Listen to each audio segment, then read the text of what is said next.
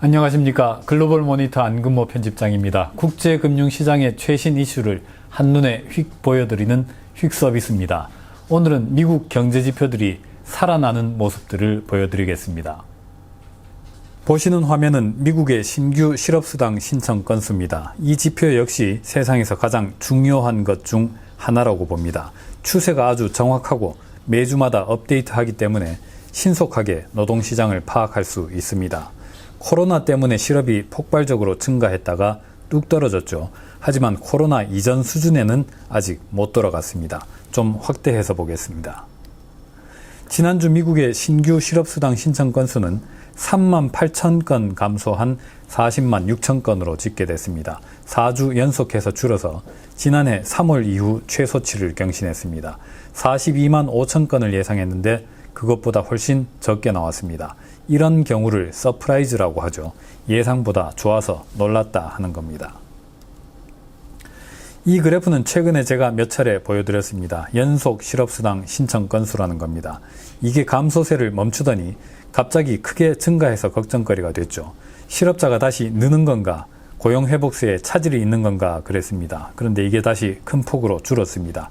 이 부분이 특히 긍정적이었습니다.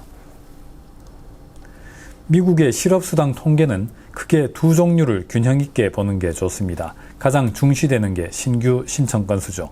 일자리를 막 잃어서 실업수당을 새롭게 신청하는 겁니다.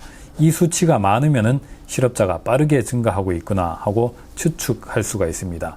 하지만 기존의 실업수당을 받다가 취업해서 나가는 사람들도 있겠죠. 그렇게 나가는 사람이 더 많을 수도 있겠습니다. 들어오는 돈보다 나가는 돈이 더 많으면 잔고가 어떻겠습니까? 줄겠죠. 그런 것처럼 그걸 살펴보는 통계가 바로 연속 실업수당 신청 건수입니다. 총 실업자 수가 느는지 주는지를 가늠할 수 있게 해주죠. 그래서 다시 보여드리면은 새로 들어오는 사람들이 계속 빠르게 줄고 있다. 그런데 나가는 사람들도 제법 늘어서인지 전체 실업수당 수령자 수도 다시 크게 줄고 있더라 하는 겁니다. 지금 보시는 그래프는 미국 핵심 자본재 주문이라는 통계입니다. 설비 투자의 선행지표로 쓰입니다. 기업들이 설비 투자를 하려면은 기계 같은 걸 사야겠죠. 그런데 자본재 주문을 하면은 나중에 가서 납품이 됩니다. 그렇게 납품이 되고 나서 GDP에 설비 투자한 것으로 잡힙니다. 그런 추세를 미리 한번 살펴보려고 납품 이전에 주문 지표를 봅니다. 이것 역시 4월의 증가 속도가 더 빨라졌습니다. 작년 8월 이후로 가장 강했습니다. 예상보다도 훨씬 좋게 나왔고 전달인 3월 수치도 상향 수정됐습니다. 역시 서프라이즈입니다. 서프라이즈 얘기가 나온 김에 이 그래프를 함께 보시죠. 미국 경제지표 서프라이즈 인덱스입니다. 흰 것은 시티그룹이 작성하는 것이고 노란 선은 블룸버그가 기록하는 겁니다. 이게 플러스 위로 높이 올라갈수록 아주 많은 경제지표들이 예상보다 아주 많이 강하게 나온다는 것을 의미합니다. 이게 마이너스로 깊게 떨어질수록 경제지표들이 광범위하게 아주 실망스럽게 나온다는 뜻입니다. 확대해서 한번 보시죠. 지난 1년간입니다.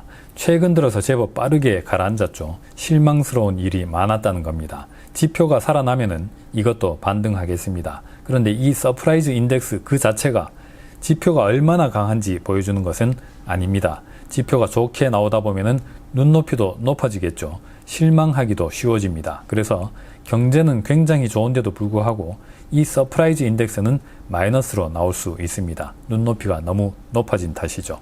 요즘이 좀 그런 시기였습니다.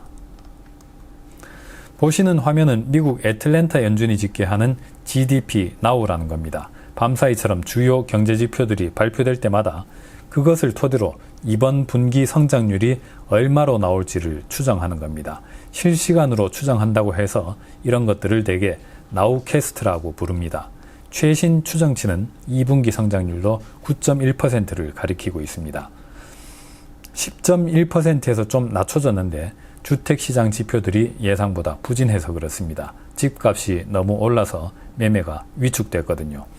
어쨌든 전기비 연율 9.1%라는 성장률은 여전히 굉장히 빠른 속도입니다. 밤사이에 뉴욕 연준도 성장률 추정치를 새로 내놓았습니다. 이건 일주일에 2번 업데이트 하는데 전년 동기비 성장률을 예측합니다. 살짝 꺾인 상태이긴 한데 여전히 굉장히 높습니다. 10%를 넘습니다. 그래도 달러 인덱스는 밤사이에 살짝 밀렸습니다. 영란은행의 통화정책위원 중 한 사람이 금리를 내년 상반기에 일찌감치 인상할 가능성을 업사이드 시나리오로 제시했기 때문입니다. 그래서 영국 파운드가 강해졌고 달러를 눌렀습니다. 마지막으로 어제 전해드렸던 미국 홍수 상황 업데이트입니다. 뉴욕 연준이 날마다 0레포 입찰을 하는데 결국 사상 최대치를 경신했습니다.